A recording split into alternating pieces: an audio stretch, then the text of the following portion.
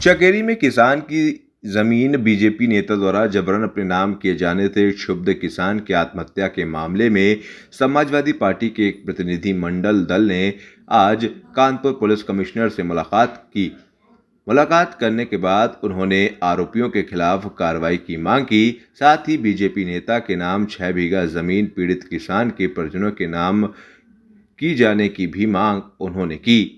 उन्होंने कहा कि पुलिस देर रात आरोपियों की गिरफ्तारी के लिए पीड़ित महिला व परिजनों को साथ में ले जाने के लिए बोलती है, जिससे पीड़ित किसान के परिजन में डर का माहौल व्याप्त है। इसी की शिकायत को लेकर के वो आज कानपुर पुलिस कमिश्नर से मिलने पहुंचे हैं। ये पिछली 9 तारीख को बाबू सिंह यादव जी की जो आत्महत्या हुई है, उसमें जिस कारण आत्महत्या हुई है उस कारण में जो अभियुक्त हैं उनके खिलाफ हमारी पार्टी लगातार लड़ाई लड़ रही है। हमारी पार्टी का प्रतिनिधिमंडल आदरणीय राष्ट्रीय अध्यक्ष अखिलेश यादव जी द्वारा जो बनाया गया था, जिसमें पिछली से विधायक हैं हमारे कठेरिया जी और हमारे जिला अध्यक्ष हैं और पार्टी के तमाम नेताओं को 11 लोगों को आज भेजा गया था। हम लोग अपनी बात लेकर कमिश्नर साहब के पास आए हैं। हम लोग की डिमांड है कि पीड़ित परिवार को 50 लाख रुपए का मुआवजा और एक व्यक्ति को नौकरी दी जाए और उसकी सारी ज़मीन उसको वापस कराई जाए और जब तक के वापस ना हो वहाँ पे कोई किसी तरह की प्लाटिंग न की जाए। इन सब बातों को लेकर आज हम लोग ने अपनी बात रखी है और जो लोग इसमें एक पक्षी कार्रवाई करके जिन्होंने दाखिल खारिज कराया है, राजस्व संबंधी जितने अधिकारी उनको भी जेल भेजा जाए। इन सब बातों को लेकर आज हमारा प्रतिनिधि मिला था और हम लोग ये मांग जब तक पूरी नहीं होगी लगातार इस लड़ाई को हम लोग लड़ते रहेंगे, यहाँ से लेकर और सदन तक। सदन में हमारी पार्टी के राष्ट्रीय अध्यक्ष आदरणीय अखिलेश यादव जी का जो निर्देश होगा उसके हिसाब से वहाँ पर हम लोग सदन में भी अपनी बात रखेंगे और सरकार को घेरने का काम करेंगे। और किस तरह से पुलिस रात में पीड़ित को परेशान कर रही है, सब ये भी शिकायत की गई थी। रात में पुलिस जाती है, क्या किस तरह से परेशान? देखिए अभी बताया हमारे साथियों ने कि रात में 2 बजे पुलिस जाती है और कुछ बातें करती है, तो कमिश्नर साहब ने तुरंत भी उस पर संबंधित अधिकारी को निर्देश दिया कि रात में कोई पुलिस वाला नहीं जाएगा। तो हमें लगता है कि कमिश्नर साहब से जो मुलाकात हुई है ये कुछ सकारात्मक होगी और उन्हें पूरा भरोसा दिलाया है कि हम लोग इस लड़ाई को जो लड़ रहे हैं, जो भी न्याय संगत सुसंगत जो धाराएं उसमें अभियुक्तों की गिरफ्तारी की जाए। क्या पीड़ित पक्ष को भी दबिश के लिए साथ में ले जाने की बात करती पुलिस? क्या पीड़ित पक्ष को दबिश में ले जाने जैसी तो कोई बात मेरे सामने भी ऐसी है नहीं।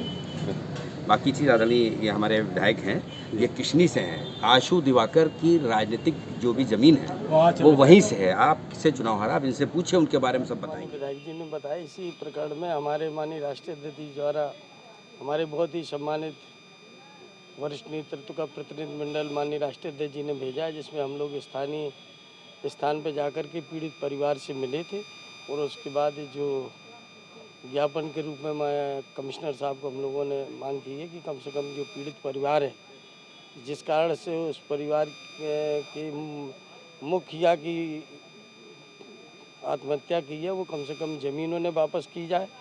उस ज़मीन को इतनी जल्दी उनके नाम करने में जिन राजस्व कर्मियों की भूमिका थी उनके खिलाफ कार्रवाई की जाए और जिन के खिलाफ FIR है या उस कार्य में जो संलिप्त हैं उन लोगों के खिलाफ भी सख्त से सख्त कार्रवाई की जाए।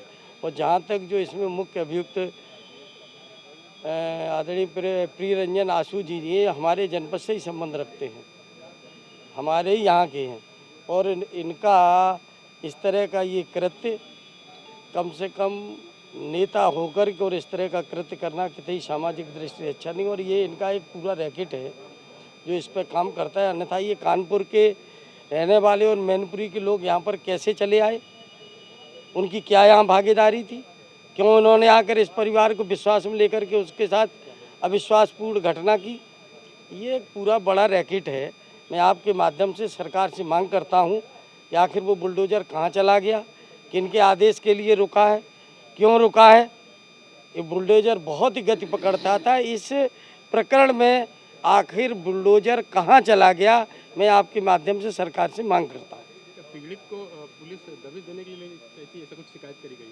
नहीं, ऐसी कोई बात तो नहीं है, लेकिन ये बात सही कि परिवार पूरा इस समय दहशत में है और चूंकि ये ऐसे दल से बलशाली लोग हैं, पूरा बड़ा रैकेट है, उन्हें डर है परिवार को कि कहीं हमारे साथ कोई और अप्रिय घटना न हो जाए। तो खैर उस पर पुलिस कमिश्नर साहब से मिले तो उन्हें परिवार की सुरक्षा व्यवस्था के लिए आश्वासन दिया है और अग्रिम कार्रवाई के लिए उन्होंने जुड़े हमारे न्यू कॉन्सेप्ट पॉकेट मनी के साथ और कमाएं अपनी पॉकेट मनी। जल्दी उठाएं अपना मोबाइल और अपना CV हमें मेल करें info@democraticnews@gmail.com पर। डेमोक्रेटिक आई न्यूज़ चैनल को लाइक करें, शेयर करें, सब्सक्राइब करें और बेल आइकन दबाएं।